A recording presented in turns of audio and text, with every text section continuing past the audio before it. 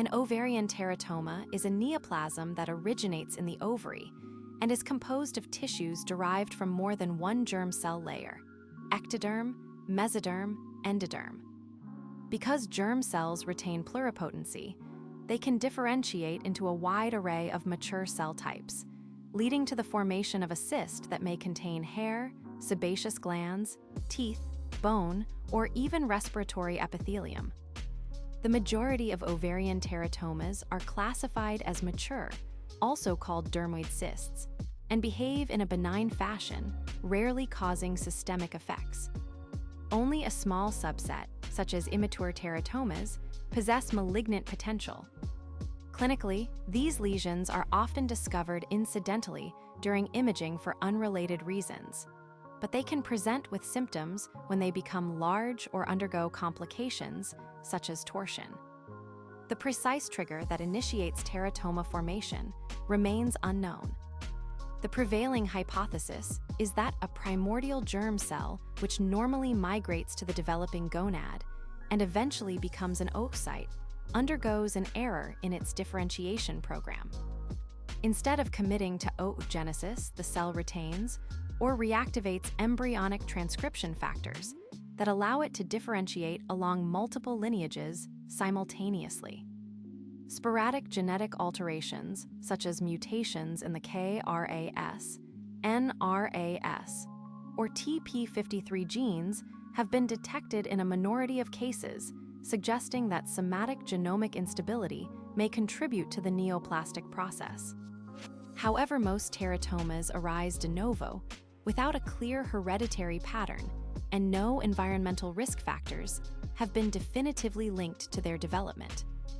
In normal ovarian physiology, germ cells remain quiescent until recruited for ovulation. In teratoma pathogenesis, a germ cell prematurely activates differentiation programs from all three germ layers. This aberrant differentiation produces a heterogeneous mass that is encapsulated by a thin epithelial lining. The internal cavity may accumulate desquamated epithelium, sebum, and keratin, giving rise to a greasy, odor-producing content. Ectodermal derivatives, skin, hair, teeth are most common, but mesodermal fat, muscle, bone, and endodermal respiratory or gastrointestinal epithelium elements can also be present. The lesion behaves like a garden in which a single seed yields multiple vegetable types, explaining the characteristic mixed tissue appearance. Over time, the cyst can expand due to continued secretion of keratinous material, leading to mass effect on adjacent pelvic structures. Mature ovarian teratomas constitute the most frequent benign ovarian neoplasm, accounting for roughly 10 to 20% of all ovarian tumors and 1 to 2% of all ovarian neoplasms worldwide. The incidence peaks in women of reproductive age, particularly between 20 and 40 years, reflecting the period of maximal ovarian activity. Incidence dramatically declines after menopause, and pediatric cases are uncommon, representing less than 5% of childhood ovarian masses. Racial and geographic variations are modest, with no consistent ethnic predisposition identified. The overall lifetime risk of developing an ovarian teratoma is estimated at about 1 in 500 women. The clinical presentation of ovarian teratomas is highly variable. Many patients remain asymptomatic, and the lesion is discovered incidentally during routine pelvic ultrasound or imaging for unrelated conditions. When the cyst expands, it can produce a sense of pelvic fullness, vague lower abdominal discomfort, or pressure on the bladder resulting in increased urinary frequency or urgency. Acute abdominal pain is a red flag scenario, most commonly due to ovarian torsion, where the ovary twists around its vascular pedicle, cutting off blood flow. Torsion presents with sudden, severe unilateral pelvic pain, nausea, and vomiting, and requires emergent surgical intervention to preserve ovarian viability. Rarely, rupture of the cyst can cause chemical peritonitis, characterized by diffuse abdominal pain and signs of inflammation. Diagnostic workup begins with transvaginal pelvic ultrasound, the gold standard imaging modality for adnexal masses. Mature teratomas exhibit a characteristic dermoid appearance. A cystic lesion with highly echogenic nodules representing hair or sebum and posterior acoustic shadowing caused by calcified components like teeth or bone. When ultrasound findings are equivocal, cross-sectional imaging with computed tomography, CT, or magnetic resonance imaging, MRI, provides superior tissue characterization. CT highlights fat density areas and calcifications, while MRI demonstrates high signal intensity on T1-weighted images due to the fatty content. Serum tumor markers, including alpha-fetoprotein, AFP, beta-human chorionic gonadotropin, beta-HCG, and cancer antigen 125, CA125, are measured to exclude malignant germ cell tumors or epithelial ovarian cancers. A definitive diagnosis is made histologically after surgical excision.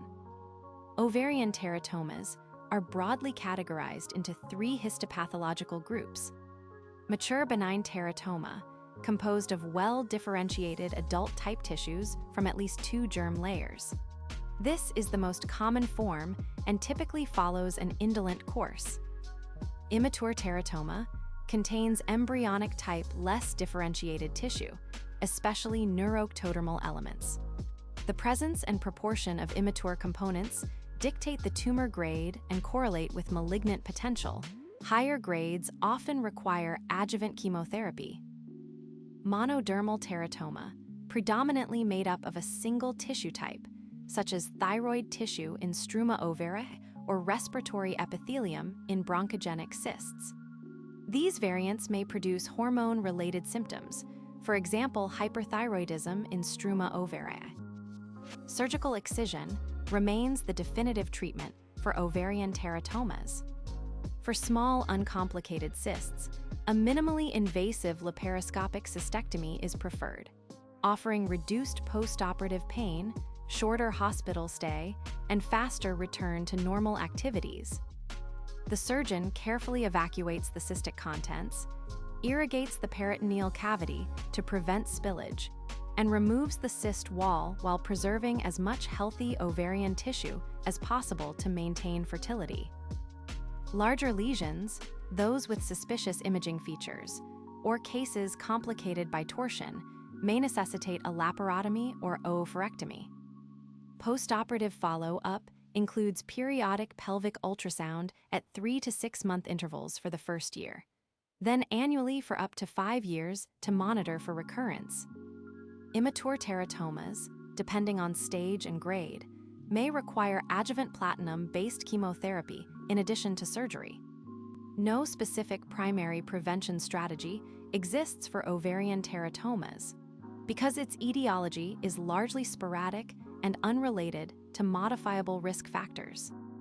Secondary prevention focuses on early detection, routine gynecologic examinations, timely evaluation of pelvic discomfort, and the use of pelvic ultrasound when a mass is suspected can identify teratomas before they enlarge or undergo torsion.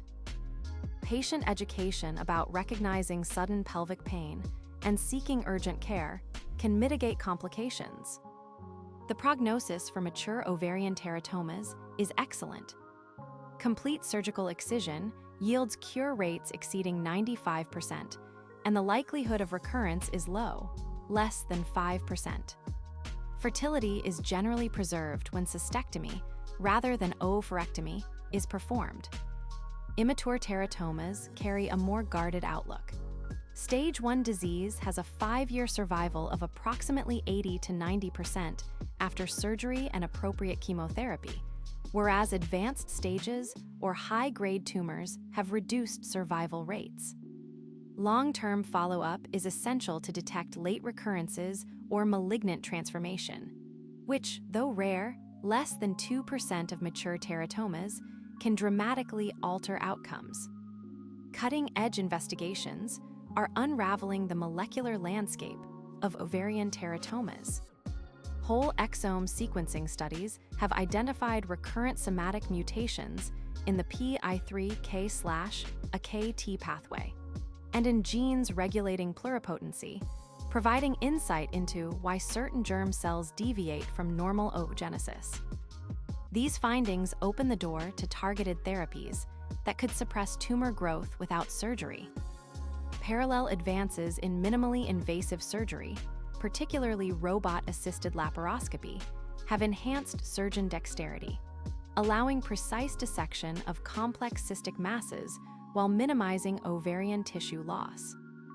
Additionally, researchers are evaluating circulating micro-RNA panels as non-invasive biomarkers that may differentiate benign mature teratomas from their immature or malignant counterparts preoperatively, potentially refining